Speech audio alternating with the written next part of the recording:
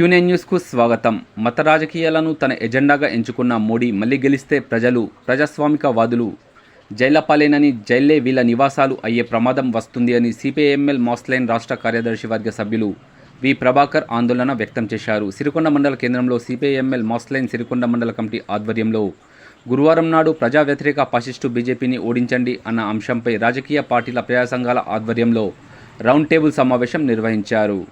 ఇట్టి కార్యక్రమంలో Sirikonda PACS chairman Chellem Gangareddy, Ravutla society director B Babanna, Congress నాయకులు దేగం సాయన్న, చందర్, బంగ్లా నర్సారెడ్డి, ఏపీకేఎంఎస్ జిల్లా నాయకులు ఈ రమేష్, కేవీపీఎస్ అధ్యక్షులు మాల్యాల సుమన్, నర్సింగ్, సిపిఐఎంఎల్ మాస్లైన్ డివిజన్ కమిటీ సభ్యులు R Damodar, M Limbadri, G Saireddy, B Kishore, మండల నాయకులు MD Anish, G Balareddy, G Erranna, S Kishore, B sarpanch Sailu, K Ramanna తదితరులు పాల్గొన్నారు.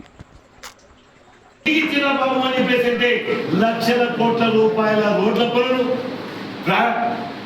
ప్రాజెక్టుల పనులు, ఇతర ప్రభుత్వం పబ్లిక్ రంగాన్ని భాష మాట్లాడద్దు అంటే ఆయన స్థాయిని ఆయన దిగజారి రాజకీయం చేస్తున్నారు.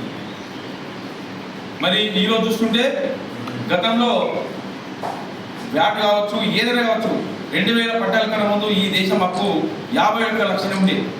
మరి ఈయన వచ్చినాక, ఈ పెద్ద మనిషి వచ్చినాక 156 లక్షల అప్పు అయింది. అంటే 106 లక్షల ఈ అప్పు, అంటే వీళ్ళు చేసినటువంటి అప్పే 106. ఇది సాక్షాత్తు మొన్న ఫిబ్రవరిలో నిర్మలా సీతారామన్ చెప్పినటువంటి మాట. నేను అనుకుంటే ఇంకా ఈ 2 నెలలు కాబట్టి ఇంకా 2 లక్షలు ఎక్కువైంది. కాబట్టి దయచేసి ఈ దేశం ఎటువైపు పోతుంది? మరి కేవలం దేవుళ్ళ పేరు చెప్పి మనం గడుపుకుందామా?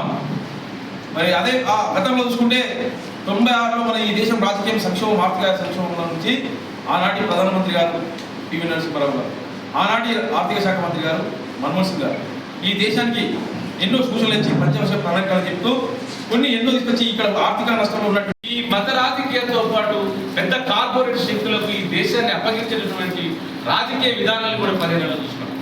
అందుకని బీజేపీకి ఇప్పటి వరకు పరిపాలించిన కాంగ్రెస్ కావచ్చు, ఇతర యునైటెడ్ ఫ్రంట్స్ కావచ్చు, అనేక రాజకీయ పక్షాలు కూడా వీరి స్పష్టమైనటువంటి తేడా ఉన్నది. అందుకని బీజేపీ వస్తే మతం పేరు మీద మనుషులు చంపుతుంది, మతం తిండి పేరు మీద మనుషులు చంపుతుంది, సంస్కృతి పేరు మీద మనుషులు విడదీస్తుంది. సంస్కృతి పేరు మీదే కాదు, మొత్తానికి మొత్తం అన్ని రాజ్యాంగేతర శక్తులను కూడా అది కైవసం చేసుకొని వాటికి వ్యతిరేకంగా ఎవరు మాట్లాడినా కూడా మనం చూస్తే మణిపూర్ నుంచి మొదలుకుంటే యూపీ వరకు ఎన్ని ధ్వంసాలు జరిగినాయి, ఎన్ని విధ్వంసం జరిగినాయి అనేది మనం చూస్తూ ఉంటాం. అంతేకాదు ఇప్పుడు ఉన్నటువంటి రాజ్యాంగాన్ని అది బేసికల్ గా తీసేసి ఇప్పటికే నాగ్పూర్ సెంటర్ గా ఏర్పాటు చేసుకున్నటువంటి ఒక ఆర్ఎస్ఎస్ కేంద్రం ఇంకో కొత్త రాజ్యాంగాన్ని రాసిపెట్టిందని వాళ్ళే మాట్లాడుకుంటున్నారు. ఆ రాజ్యాంగాన్ని అమలు చేస్తామంటున్నారు. అది ఏం రాజ్యాంగం అంటే మనువాద. ఎప్పటికప్పుడు వార్తలను వీక్షించేందుకు Q9 న్యూస్ ని సబ్స్క్రైబ్ చేసుకోండి, లైక్ చేయండి, షేర్ చేయండి. విలువైన సమాచారాన్ని ముందుగా మీరే తెలుసుకునేందుకు బెల్ బటన్ ని క్లిక్ చేయండి.